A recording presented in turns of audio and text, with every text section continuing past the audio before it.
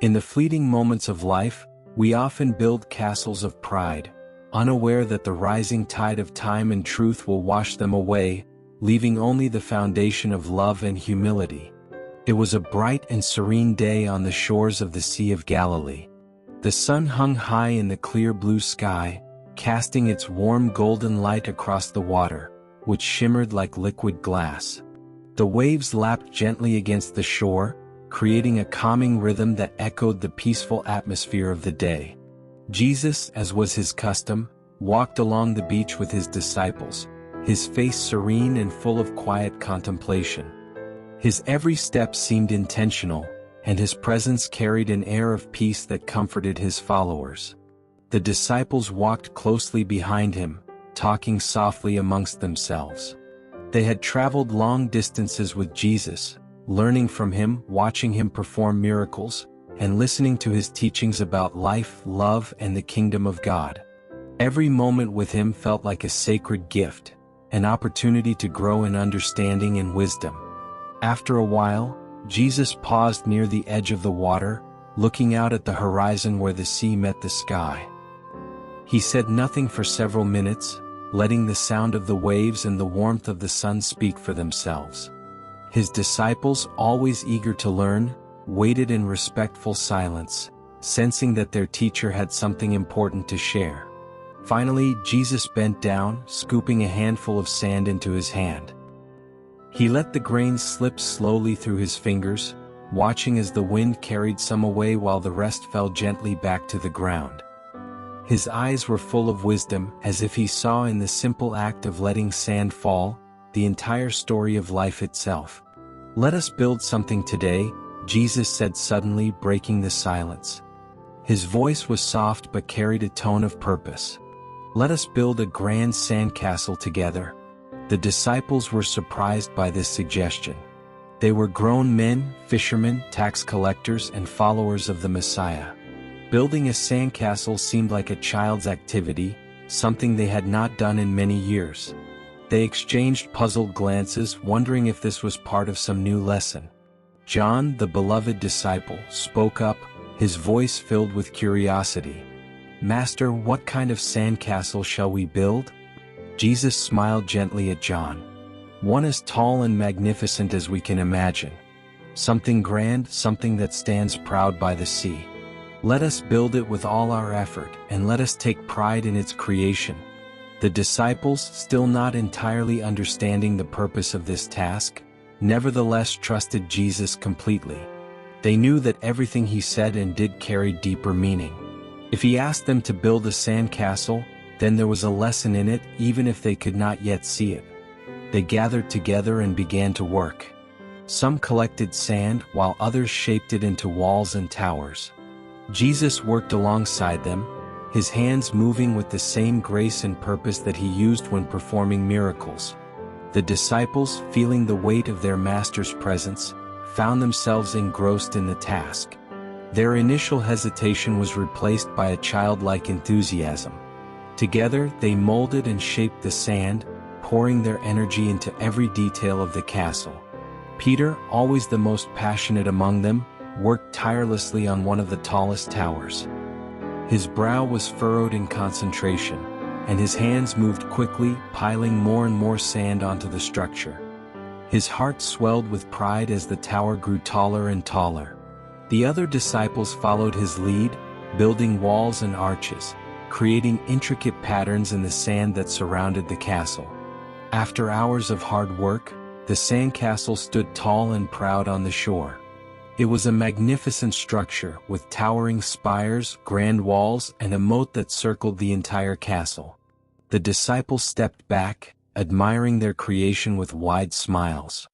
They felt a deep sense of satisfaction, not only in the beauty of the castle but in the unity they had shared while building it. "Look at this!" Peter exclaimed, wiping the sweat from his brow. "Master, we have built something truly grand. People will see this sandcastle and marvel at our hard work and skill." The other disciples nodded in agreement, their chests puffed with pride. They had labored together, and the result was something truly remarkable. Even the passers-by who walked along the beach stopped to admire the towering sandcastle. Some pointed, others whispered to each other, clearly impressed by what they saw. Jesus, however, remained quiet. He stood at a distance, gazing at the castle with a soft smile. His eyes, though filled with admiration for the work, also carried a deeper, unspoken understanding. He watched as the disciples basked in the glory of their creation, their hearts swelling with pride. For a moment he said nothing, letting them enjoy the fruits of their labor. But then Jesus slowly turned his gaze toward the sea.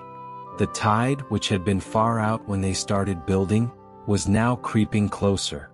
The waves, gentle but steady, were inching their way toward the base of the castle. "The tide is rising," Jesus said softly, his voice filled with a calm certainty. The disciples glanced at the water and saw that the waves were indeed getting closer.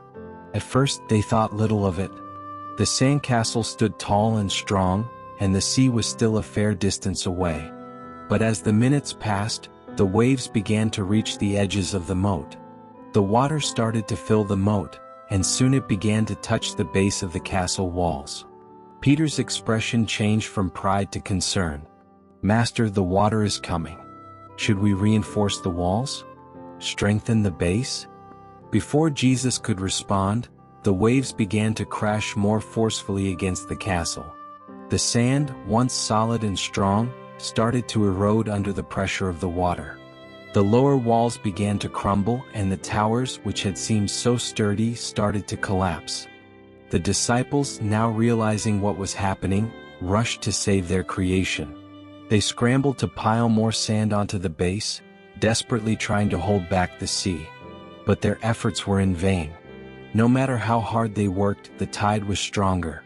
The ocean, in its vast and powerful way, continued to wash away the sandcastle piece by piece.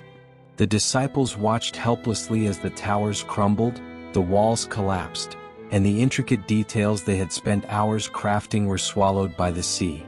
Within minutes, the grand sandcastle that had once stood so proudly on the shore was reduced to nothing more than a flattened patch of wet sand. Peter, his face filled with frustration and sorrow, turned to Jesus. "Master, why did this happen? We worked so hard. We built something so great, yet the sea took it all away in an instant. Why?" The other disciples, equally disheartened, looked to Jesus for answers. Their hearts were heavy with disappointment. How could something they had poured so much effort into be washed away so easily? Jesus, ever patient and full of love, placed a gentle hand on Peter's shoulder. His eyes, filled with compassion and wisdom, met those of his disciples. He gestured toward the sea, the waves now calm as they continued to lap against the shore. "My dear disciples," Jesus began, his voice soft but filled with authority, "the sandcastle was always destined to return to the sea, just as all things we build in this world are destined to fade. You see, the castle was not built to last forever. It was built to teach you." The disciples were silent, their eyes fixed on Jesus. They knew that this was the lesson they had been waiting for. "In this life," Jesus continued, "we often build sandcastles of ego and self-importance. We strive for greatness, for recognition, for things that make us feel significant. We pour our energy into building identities, reputations, and accomplishments that we believe will stand tall and strong against the world. But the truth is, just as the tide washed away the sandcastle, so too will time wash away the things we build for our own glory." The disciples listened intently, their hearts stirred by his words. There was a deep truth in what he was saying, a truth that cut through their disappointment and spoke to the core of their being. "What matters," Jesus said, his voice now filled with a tender warmth, "is not the castle you build, but the love and humility you bring into the world. Just as the tide wiped away the castle, so too will time humble even the mightiest of men. But the kindness, the compassion, and the love you show, that remains. That is the foundation no wave can destroy." The disciples were moved, their hearts swelling not with pride, but with understanding. They realized that the sandcastle, beautiful as it had been, was only a reflection of something deeper. It was a mirror held up to their lives, showing them the fleeting nature of all they held onto so tightly. Andrew, who had been quietly working on one of the smaller towers, asked softly, "Master, is it wrong to build? Is it wrong to strive for greatness?" Jesus smiled at Andrew, his eyes full of love. "No, Andrew, it is not wrong to build. It is not wrong to strive for greatness or to accomplish great things. But what matters is the foundation upon which you build. If you build upon the foundation of ego and self-importance, your efforts will crumble when the tide comes. But if you build upon love, humility, and compassion, what you create will last in ways you may never see. Even when the tide comes, the love you give, that remains." Tears welled up in the eyes of the disciples. Not tears of sorrow, but tears of understanding and peace. They realized that the sandcastle had been more than just a structure of sand. It had been a lesson, a reflection of their own lives, their own egos, and the things they held onto so tightly. Jesus knelt down in the sand, drawing small circles with his finger. The simple motion of his hand in the sand mirrored the cyclical nature of life itself. "Do not cling to the castles you build," Jesus said softly. "Let go of the illusion of control, of the need to be great in the eyes of others. Instead, build your lives on the foundation of love and humility, for that is where true strength lies." Peter, his voice now softer, filled with understanding, nodded. "I see now, Master. The castle was never meant to last, but the lessons from it will stay with us forever." Jesus smiled warmly at Peter, his eyes filled with approval and love. "Yes, Peter. The castle was a mirror of life. Just as the tide washes away our creations, so too does time humble even the mightiest of men. What remains, what truly matters, is not what we build for ourselves but what we build in the hearts of others." As the sun began to set, casting a golden glow over the sea, the disciples felt a deep sense of peace settle over them. Their hearts were no longer heavy with disappointment, but light with the truth that Jesus had shared. The sandcastle was gone, but the love and understanding that had been built in their hearts would last forever. The tide continued to roll in, washing away the last traces of the castle, but in the hearts of the disciples, a greater structure had been built, one that would stand the test of time. It was a structure of love, humility, and the eternal truth that Jesus had so gently revealed to them. As they walked away from the shore, their steps were lighter, their hearts free from the burden of ego. They understood now that life was not about the castles they built, but about the love they shared.